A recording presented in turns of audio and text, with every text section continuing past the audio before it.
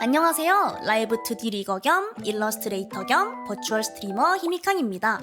자기소개가 참 길죠? 저는 버추얼 유튜버를 위한 캐릭터 디자인부터 버추얼 파츠블리 일러스트, 라이브 2D 리깅, 심지어 방송용 대기 화면이나 구독티콘 이것저것 등등등 버추얼 세상에서 아주 다양한 외주 작업을 하고 있습니다. 지금까지는 이 유튜브 채널을 포트폴리오 업로드용으로만 사용해 왔는데요. 이번에 정말 감사하게도 라이브 2D 측의 지원을 받아 핸드 트래킹 강의 시리즈를 제작하게 되었습니다. 이번 강의 시리즈에서는 라이브 2D 핸드 트래킹 모델을 위한 파츠 분리 방법부터 시작하여 라이브 2D 큐비즘 프로그램을 사용해 핸드 트래킹 모델을 제작하는 방법, V튜브 스튜디오에서 세팅하여 실사용하는 방법까지 알차게 소개할 예정입니다. 시리즈는 총 5강으로 계획되어 있으며 영상이 완성되는 대로 순차적으로 업로드될 예정이니 참고해주세요. 그럼 본격적인 강의를 시작하기 전에 이번 강의의 주의사항을 알아봅시다. 1. 본 강의는 모델 제작 경험이 있는 라이브 2D 중상급자를 대상으로 하므로 툴의 사용법 등 기초적인 부분은 다루지 않습니다. 2. 본 강의는 라이브 2D로 손을 만드는 수많은 방법 중 하나일 뿐 만드는 순서나 방식에 정답은 없습니다. 그럼 본격적으로 강의를 시작해볼까요? 먼저 핸드 트래킹 파츠를 어떤 모습으로 그려야 하는지 알아보겠습니다. 이 친구는 제가 이번 강의를 위해 개인적으로 제작한 모델인데요. 지금은 이렇게 손을 내리고 있는 모습입니다. 그럼 핸드 트래킹 파츠를 한번 켜볼까요? 아주 당당하게 손을 들었네요. 핸드 트래킹을 위한 파츠를 제작할 때는 이처럼 손을 수직으로 들고 손바닥을 보인 모습을 그려주시는 것이 기본입니다. 손가락은 모두 펴주셔야 합니다. 그리고 만약에 손톱까지 구현하고 싶은 경우에는 이렇게 손가락 위에 손톱을 얹어서 그려줍니다. 지금은 손톱이 맨 위에 올라와 있는 게 부자연스러워 보일 수도 있지만 리깅하는 과정에서 손톱의 그리기 순서를 자연스럽게 다듬어 줄 것이기 때문에 걱정하지 않으셔도 괜찮습니다. 또 이건 한 가지 팁인데요. 이렇게 손바닥 윗선이 수평 일직선에 가깝도록 그려주시면 리깅 단계에서 손바닥 파츠를 관리하기가 조금 더 수월해집니다. 참고를 위해 손바닥 파츠만 보여드리자면 이런 모습입니다. 이것이 핸드 트래킹 파츠의 기본적인 모습이고요. 본체를 끄고 핸드 트래킹용 파츠만 보여드리면 이렇게 됩니다. 또 참고하실 부분은 핸드 트래킹 구현을 위해서는 기존의 팔 파츠를 이렇게 윗부분과 아랫부분을 나눠두셔야 한다는 점도 참고해주시면 좋습니다. 캐릭터가 손을 들면 이렇게 팔 아랫부분이 사라져야 하기 때문입니다. 그럼 지금부터 핸드 트래킹 파츠의 레이어 구조에 대해서 상세히 알아보겠습니다. 먼저 전체적인 폴더 구성은 이렇습니다. 소지, 약지, 중지, 검지, 엄지, 손바닥, 팔 순서입니다. 우리가 손을 움직일 때 손이 이런 식으로 돌아가기 때문에 레이어 순서상으로 소지가 가장 위에 있고 엄지가 가장 아래에 있게 됩니다. 그럼 지금부터 각 폴더마다 레이어가 어떻게 구성되어 있는지 하나하나 뜯어보겠습니다. 먼저 손가락입니다. 히미캉이 좀 사라져야겠네요. 손가락이 핸드 트래킹 모델의 파츠 분리에서 가장 중요한 부분인데요. 손가락은 기본적으로 1번 마디별로 파츠가 나뉘어 있고 2번 일반적인 일러스트와는 달리 선 레이어가 색 레이어보다 아래에 있습니다. 예를 들어 소지 폴더는 이렇게 구성되어 있습니다. 소지 손톱, 소지 1색, 소지 2색, 소지 3색, 소지 1선, 소지 2선, 소지 3선. 이렇게 선을 색보다 아래에 두면 손가락 마디가 움직였을 때 두 파츠가 겹치는 부분의 선이 사라지는 효과를 줄 수 있습니다.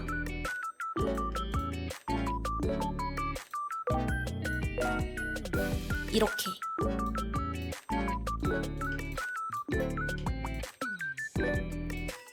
이런 느낌으로 손가락이 굽혀졌을 때 마디와 마디가 겹치는 부분에 선이 사라지는 것처럼 보이는 효과를 낼 수 있습니다. 또 손가락을 굽혔을 때 자연스러울 수 있도록 각 마디의 가장자리를 둥글게 그려주시는 것도 하나의 포인트입니다. 마디별로 나누어 보면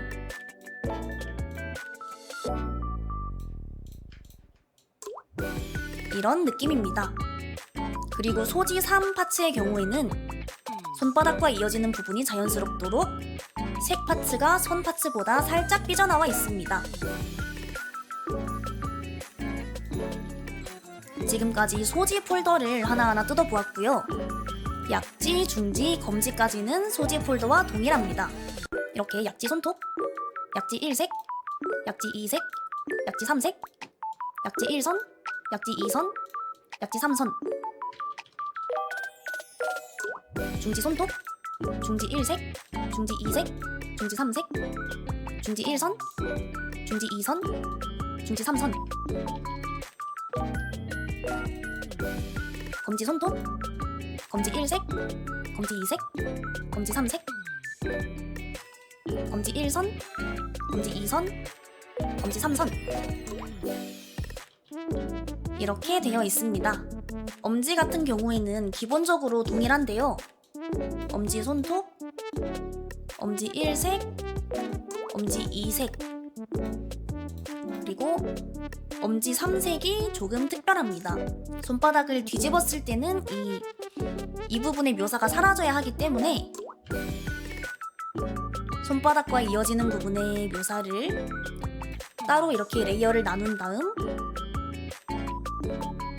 엄지 3색 레이어에 클리핑해 주었습니다. 그리고 엄지 1선, 엄지 2선, 엄지 3선 이렇게 되겠죠. 자, 복습을 위해 손가락 파츠를 제작할 때 중요한 점을 정리하면 이렇게 세 가지가 되겠습니다. 마디별로 파츠를 나누기, 선 레이어를 색 레이어보다 아래에 두기, 각 마디의 가장자리를 둥글게 그리기. 이번에는 손바닥 폴더의 레이어 구조에 대해 알아보겠습니다. 손가락들에 비하면 매우 간단합니다. 손가락과 마찬가지로 선 레이어가 색 레이어보다 아래에 있으며 손바닥을 뒤집었을 때를 위해서 양쪽 명암과 손끝 묘사를 모두 별도의 레이어로 나눠서 색 레이어에 클리핑해 주셔야 합니다.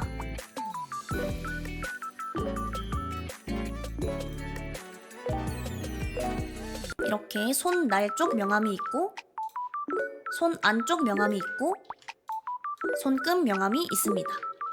이 세 가지 레이어를 모두 손바닥 색 레이어에 클리핑해 주었습니다. 다음으로 팔의 레이어 구조입니다. 팔 같은 경우는 특별한 점 없이 일반적인 파츠 분리로 나눠주시면 됩니다. 다만 이렇게 손 움직임에 맞춰 돌아가야 하는 장식이 있는 경우에는 특수한 파츠 분리가 필요한데요. 경우에 따라 필요한 파츠 분리 방식이 모두 다르기 때문에 이번 강의에서는 따로 다루지는 않도록 하겠습니다.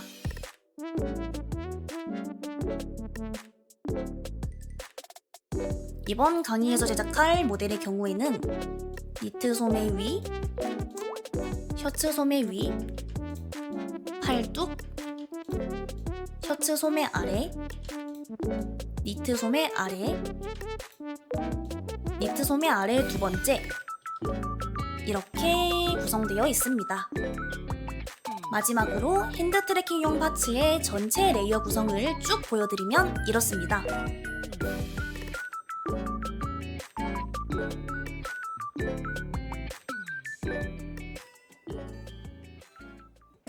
짜잔! 지금까지 핸드 트래킹 모델의 파츠 구성에 대해 알아보았습니다. 어떻게 다들 막히는 부분 없이 잘 따라오셨을까요?